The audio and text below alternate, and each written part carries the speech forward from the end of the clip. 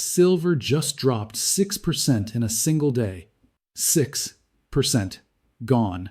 And here's the part that makes absolutely no sense on the surface. There is a war happening right now in the Middle East.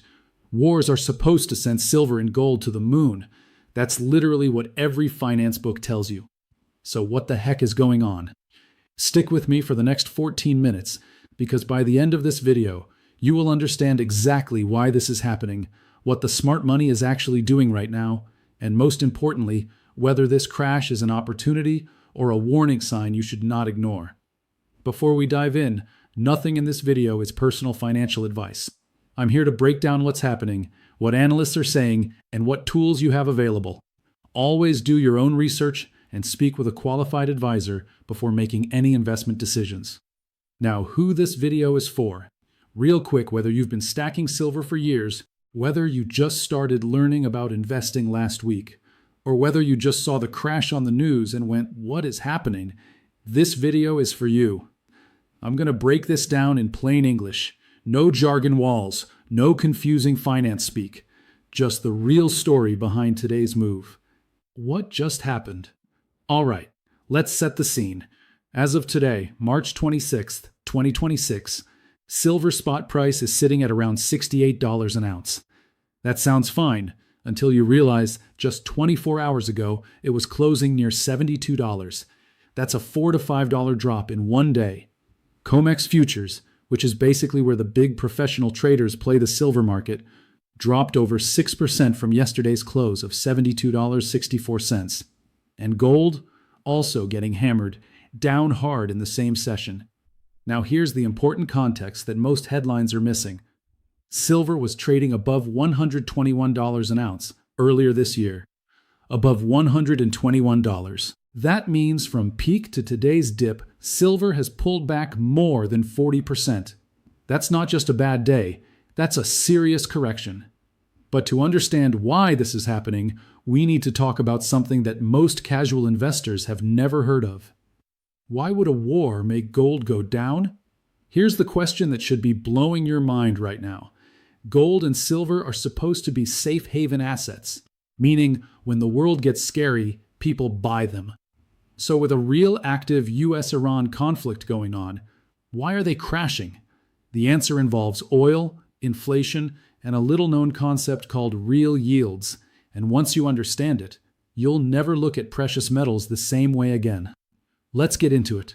Why gold and silver are falling during a war. Okay, here's the chain reaction that's playing out right now, step by step. Step 1. The war hits oil. The US-Iran conflict has disrupted the Strait of Hormuz. Strait of Hormuz is 20% of the world's oil supply. The Strait of Hormuz is a narrow waterway in the Middle East that handles roughly 20% of all the world's seaborne oil. When that gets disrupted, oil prices spike. Brent crude, the international benchmark, has surged above $100 a barrel. Some sessions hitting $106. Step 2. Expensive oil means inflation. When oil is expensive, everything gets more expensive. Trucking costs go up. Manufacturing goes up. Food delivery goes up. This is called an oil-driven inflation shock. Step 3. Inflation changes what the Fed does. The Federal Reserve, the central bank that controls interest rates in America, sees this inflation and says, "We can't cut rates right now. If anything, we might have to keep them high." 10-year Treasury yield, roughly 4.34%. And that pushes up what are called bond yields, basically the interest rate you earn when you lend money to the US government. Step 4. This kills gold and silver. Here's the key thing to understand about gold and silver. Gold and silver pay zero yield. They pay you nothing to hold them. No interest, no dividends, nothing. So when bonds are suddenly paying you 4.3% a year, that's safe, guaranteed income.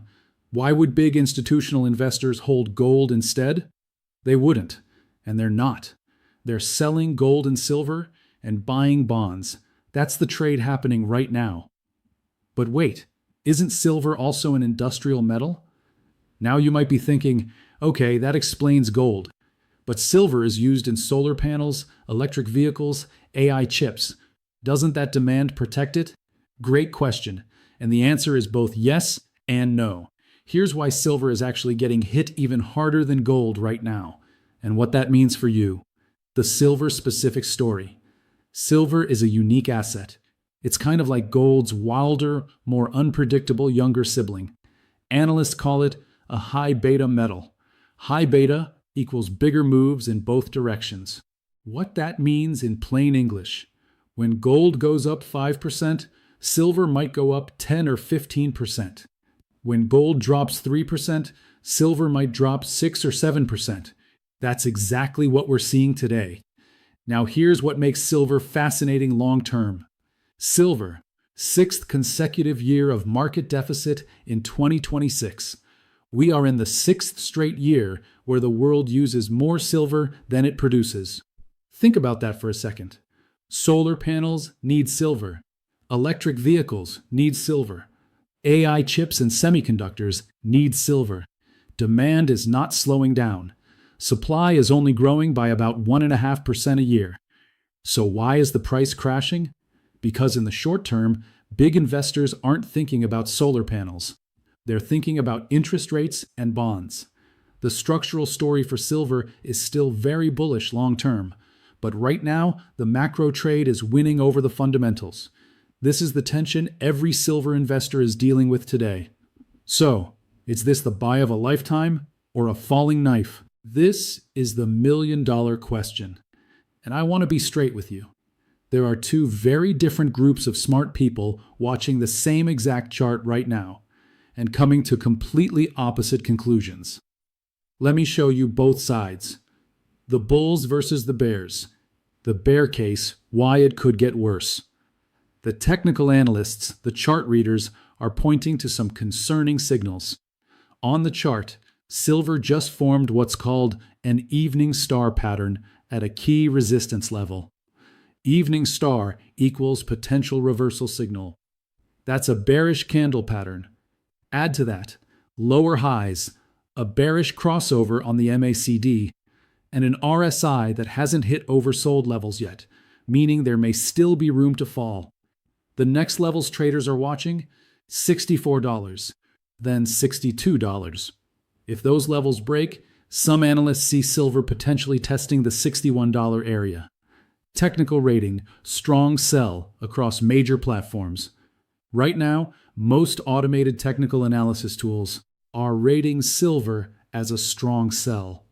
The bull case, why long-term buyers are excited. But here's the other side. JP Morgan, one of the biggest investment banks in the world, has a full year 2026 average target for silver of around $81 an ounce. JP Morgan 2026 silver target, $81 average. More aggressive analysts are calling for $100 plus by year end, based on the supply deficit and industrial demand story. And the fundamental numbers back that up.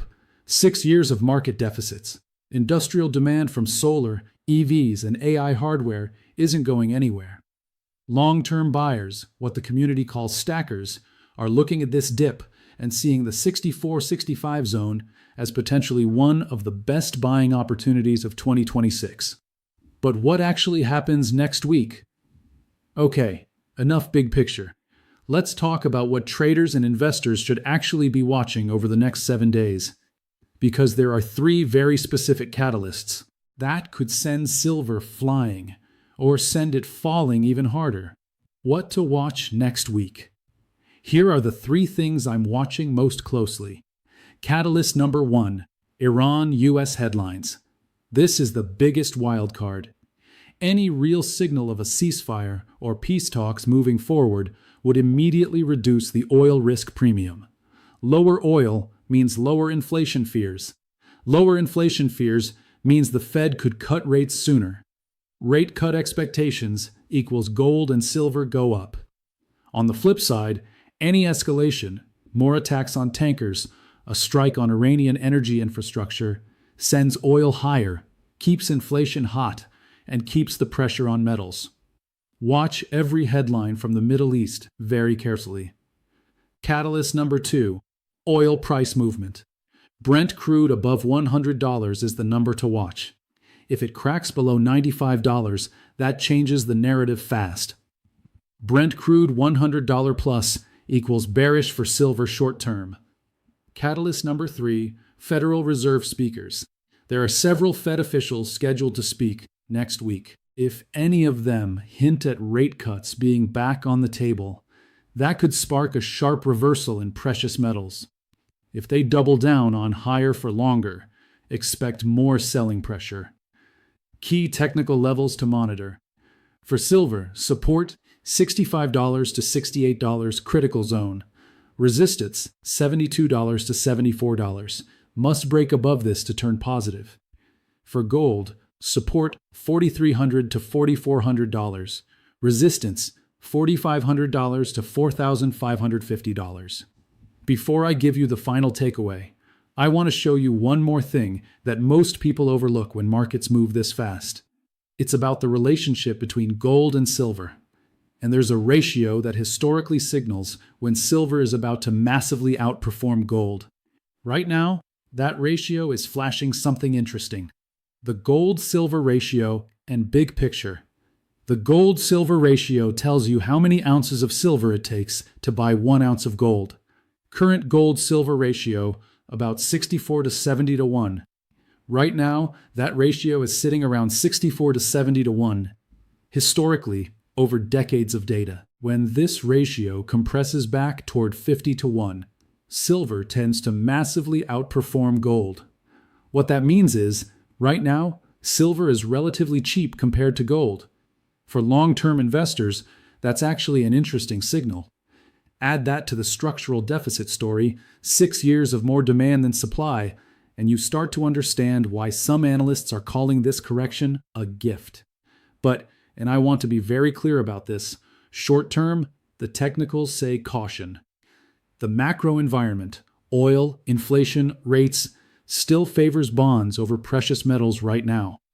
So the honest answer is, long term, the setup for silver looks compelling. Short term, it could get bumpier before it gets better. So let's bring it all together. Silver crashed 6% today, not because the world is safe, and not because nobody wants it anymore. It crashed because a war triggered an oil shock, which triggered inflation fears, which pushed bond yields higher, which made holding zero-yield metals less attractive than bonds. That's the chain. Oil, inflation, higher rates, silver down. Short-term, volatile, choppy, potential further downside to 64, 65.